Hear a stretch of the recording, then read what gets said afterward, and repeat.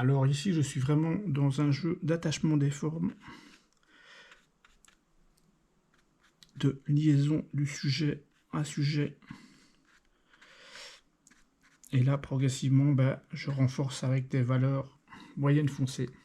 Et si j'avais déjà fait trois petits plans pour voir un petit peu la composition, en fait, j'avais déjà fait des peintures avec ce type de poterie et de faïence. Mais c'était un peu trop rectiligne, et c'était surtout à des distances chaque fois similaires. Donc ça donnait quelque chose de pas très intéressant au niveau du rythme. Donc j'ai eu envie de pousser la chose un peu plus loin. Et on va voir ce que ça va donner. En tout cas, pour l'instant, il y a des hauteurs différentes. Il y a un étalement sur l'ensemble de la feuille qui est plus intéressant si on veut vraiment profiter de l'entièreté de la surface. Et là, je trouve qu'on est déjà beaucoup plus en raccord avec ce qu'on recherche.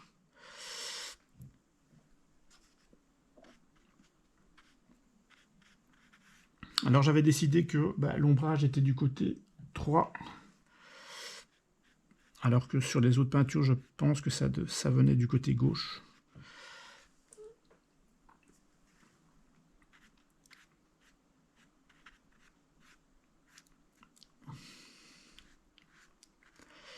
Et ici, en tout cas, c'était pour moi plus évident de le faire du côté droit, dans le sens où le plus grand pot se trouve à cette extrémité-là. Et qu'englober le plus petit pot complètement dans une ombre était peut-être pas très intéressant, sachant que si on veut le mettre davantage en évidence, ça devient peut-être trop évident. Et à ça, il faut faire attention parce que on peut mettre des points de focale, mais ça ne doit pas être nécessairement la chose la plus visible, parce que sinon il n'y a plus d'intérêt en fait. C'est tout simplement ça. Il faut que l'œil voyage à travers toute la peinture et qu'elle recherche un petit peu les choses cachées, entre guillemets. Et vous voyez qu'ici, j'essaye franchement pas d'être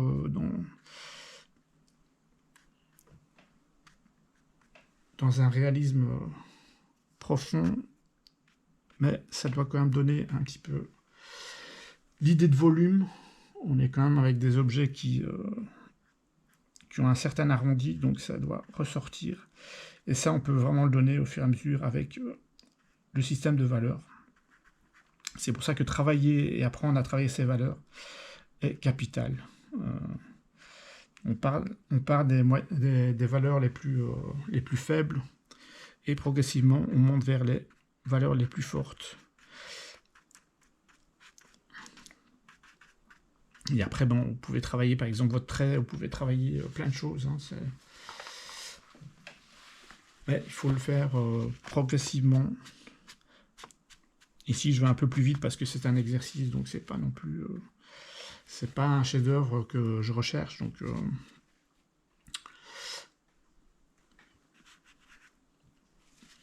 Alors, peut-être que c'est trop blanc par endroit. Je pourrais faire descendre avec des valeurs claires, un petit peu, voilà.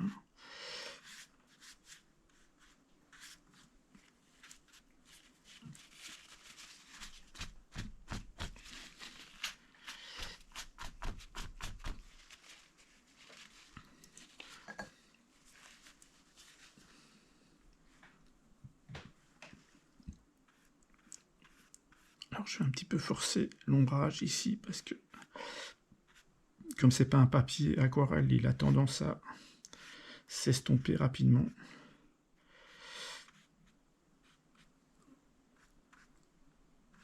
En fait, j'utilise un carnet d'exercice parce que je vais pas utiliser à chaque fois un papier Arches ou autre d'un certain prix. Ça, je conserve uniquement pour les peintures finales.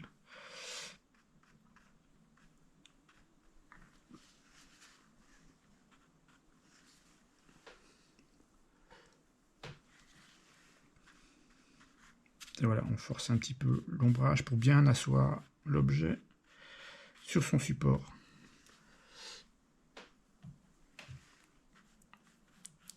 Et là, je prends un petit peu plus de risque.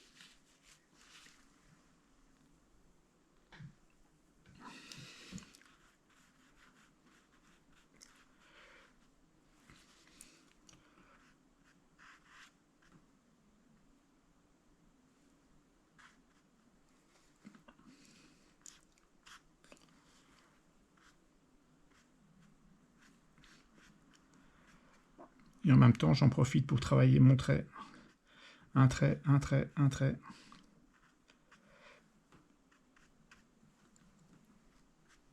En fait, c'est vraiment une gymnastique qu'il faut acquérir au fur et à mesure. Ici, je suis un peu bloqué parce que ça reste très humide. Forcément, c'est pas un papier qui est adéquat à faire beaucoup de passages. Donc, ça ne donnera pas forcément le résultat que j'ai envie. Mais je le fais parce que bon, la vidéo est occupée à tourner et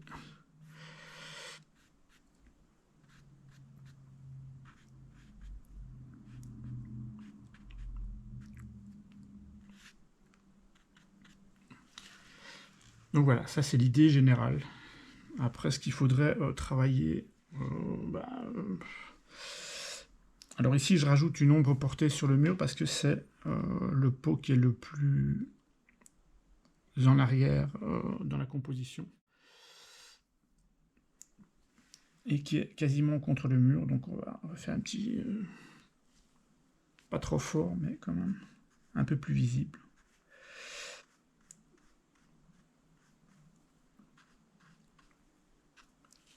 C'est pas nécessairement utile, mais bon voilà, c'est comme ça.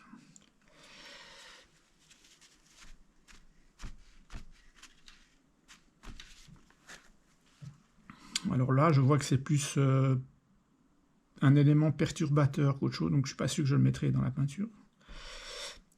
Par contre, ça peut être un peu plus contrasté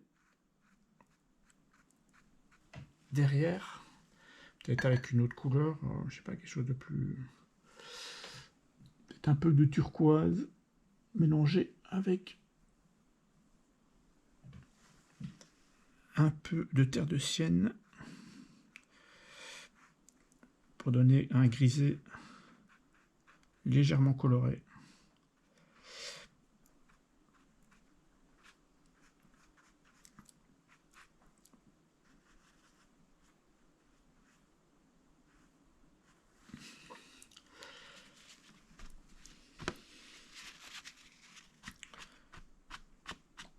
Là, j'y vais vraiment à tâtons parce que je suis dans la recherche, je ne suis pas dans une peinture définitive, donc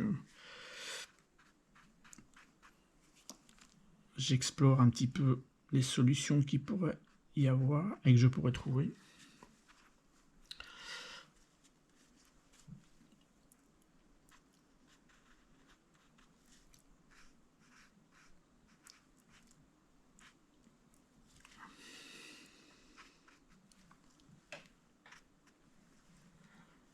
Donc voilà.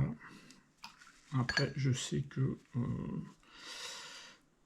peux mettre peut-être les feuillages en évidence, mais peut-être dans un verre Windsor légèrement mélangé avec de l'ocre or.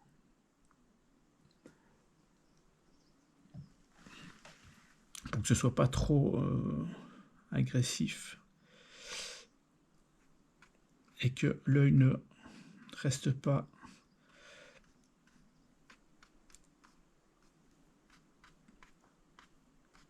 à la hauteur du feuillage, mais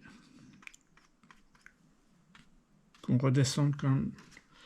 C'est pour ça que ça va redescendre ici, par exemple, voilà, vers le pot. Et je pense que je vais mettre celui qui est vraiment dans le fond, en évidence. Et pour cela, je vais mettre une valeur très claire au départ, avec du rose permanent.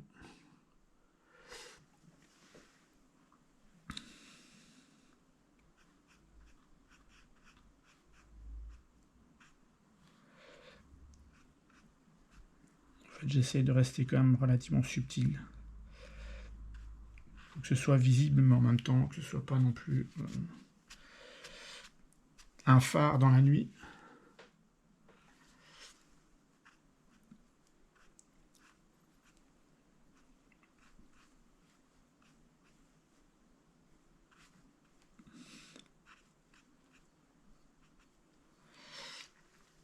Et pour ajouter un chemin qui vient, je vais mettre des petites baies plus visibles à la hauteur du pot.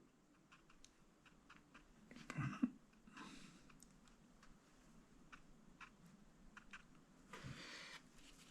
Peut-être pas autant.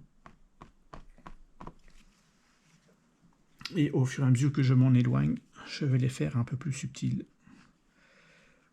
C'est-à-dire beaucoup plus estompés. Là, on a vraiment une évocation des baies.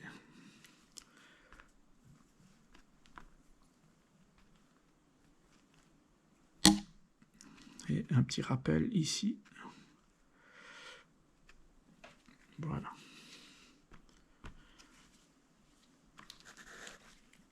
Alors je pense que je dois toujours foncer un petit peu à l'arrière-plan.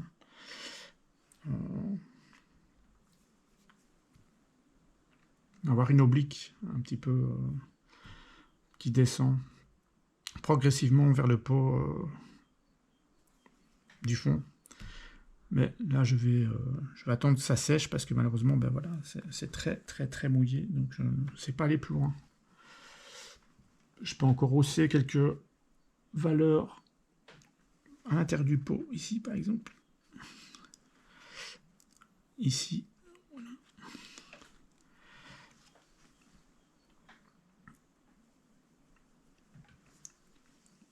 Et un petit peu par ici. Mais bon, c'est pas forcément nécessaire.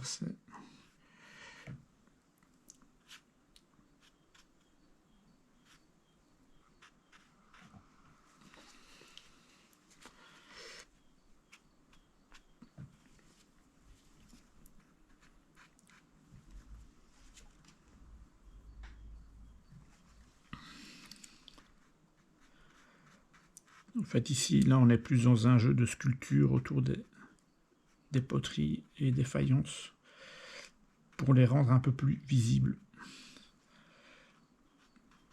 Mais ça dépend des goûts de chacun, ça dépend de ce que vous voulez mettre en avant dans votre peinture. Alors, je ne suis pas totalement convaincu pour l'instant, mais ça fait partie de la recherche. Hein. Il faut malheureusement, voilà, il faut faire avec.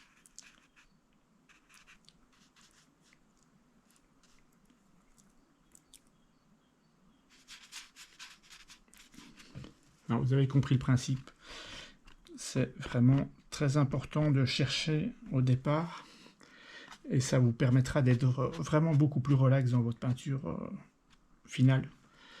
Vous n'allez pas chercher où vous devez aller, ce que vous devez faire.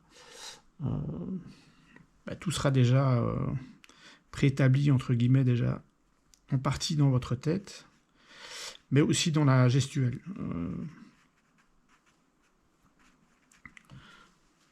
Parce que bon, il faut aussi voilà, travailler la gestuelle. Mais là, je vais arrêter parce que je vois que ça ne sert pas à grand chose. Je n'arrive pas à hausser la valeur à l'arrière-plan parce que voilà, ça reste très humide, donc je fais plus le mauvais choix. C'est que ça finit par enlever la peinture l'aquarelle qui est déjà sur le support. Parce qu'encore une fois, c'est un papier mix média qui n'est pas du tout fait à la base pour l'aquarelle, qui est plutôt pour l'acrylique ou des techniques d'ancrage. Mais bon, voilà, j'ai au moins essayé. Et vous avez quand même l'idée dans son ensemble.